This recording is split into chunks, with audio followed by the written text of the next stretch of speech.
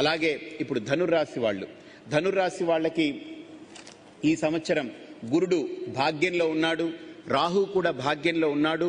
అలాగనే కుజుడు శని వ్యయంలో ఉన్నారు.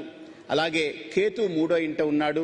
కుజ శనులు వ్యయంలో ఉండడం వల్ల శని వ్యయంలో ఉంటే పర్లేదు, కానీ కుజుడు వ్యయంలో ఉంటే కొంత ప్రమాదాన్ని సూచిస్తూ ఉంటుంది. అందులో కుజస్తంభన ఉంది సెప్టెంబర్ వరకు. భాగ్యంలో గురుడు ఉన్నాడు, మెల్లగా రాజ్యంలోకి వస్తాడంటే మనకు ఈ దశమ స్థానానికి వస్తాడు, కార్యక్షేత్రానికి వస్తాడు. కాబట్టి ఈ ధనుర్రాశి వాళ్ళకి ఎలా ఉందో మనం సూక్ష్మంగా చూస్తాం.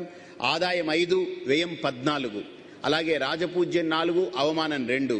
కాబట్టి వ్యయం కొద్దిగా ఎక్కువగా ఉంది, రాజపూజ్యం కొద్దిగా బాగానే ఉంది. కాబట్టి వ్యయం విషయంలో కొద్దిగా జాగ్రత్తలు తీసుకోండి. ఈ రాశి వారు పూర్వార్ధంలో ఎంతటి కార్యాలనైనా విజయవంతంగా పూర్తి చేస్తారు.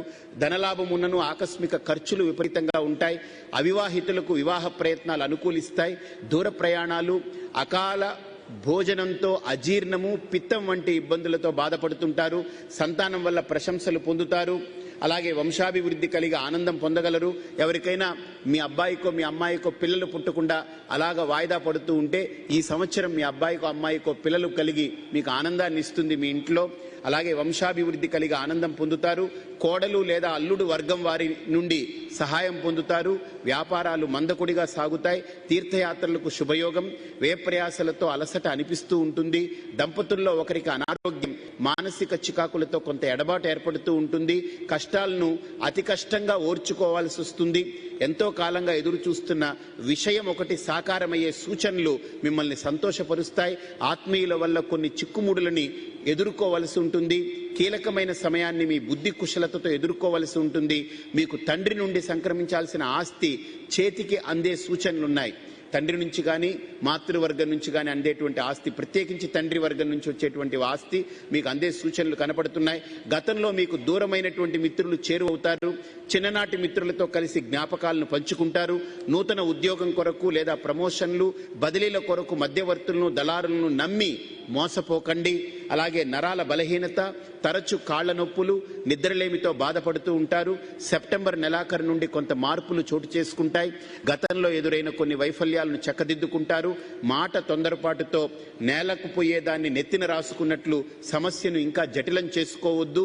మీకు మీరే సమస్యలను సృష్టించుకునేటువంటి ప్రమాదం ఉంది. ప్రతి చిన్న అంశాన్ని భూతద్దంలో చూసి పెద్దదిగా భావించకండి. దైవ సంబంధమైన మొక్కుబడులు ఉంటే తీర్చుకోండి, పెండింగ్ పెట్టకండి.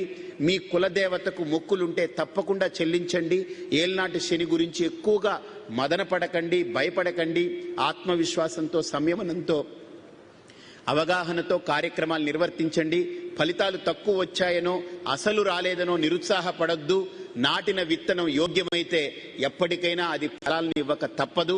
ఖచ్చితంగా మీరు ఫలాల్ని పొందుతారు. ఈ రాశి వాళ్ళు ప్రతి శనివారం ఉదయం 9 గంటల నుండి 10:30 వరకు, అంటే రాహుకాలం సమయంలో 9 నిమ్మకాయ డప్పల్లో నువ్వుల నూనె దీపం వెలిగించి శివుని దగ్గర ఉంచి శివనామస్మరణ చేయండి.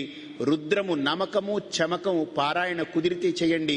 లేకపోతే 11 సార్లు డౌన్లోడ్ చేసుకుని వినండి. అలాగే గోవుకు ప్రతి శనివారం బియ్యం, కందులు, బెల్లం, అరటిపళ్ళు తినిపించండి. అలాగే మీ ఇంట్లో పనిచేసేటువంటి వాళ్ళు ఎవరైనా ఉంటే ఆ పనిచేసేటువంటి వాళ్ళకి మీరు ప్రతి శనివారం భోజనం పెట్టండి. ప్రతి శనివారం భోజనం పెట్టండి మీ ఇంట్లో పనిచేసేటువంటి వాళ్ళకి. ఎందుకనంటే ఆ శని యొక్క గ్రహం యొక్క ప్రభావం ఖచ్చితంగా ఆ సేవకులు, వృత్తులు, దాసులు వీళ్ళందరికీ శని ఆధిపత్యం. కాబట్టి ఖచ్చితంగా ఏళ్నాటి శని ప్రభావం ఉన్నటువంటి వాళ్ళు మీ ఇంట్లో పనిచేసేటువంటి వాళ్ళకి భోజనం పెట్టండి. మనం ఎక్కడో అన్నదానం చేస్తాం, కానీ మన ఇంట్లో ఉన్నటువంటి పని వాళ్లకు పెట్టండి. వాళ్ళని సంజాయించి బుజ్జగించి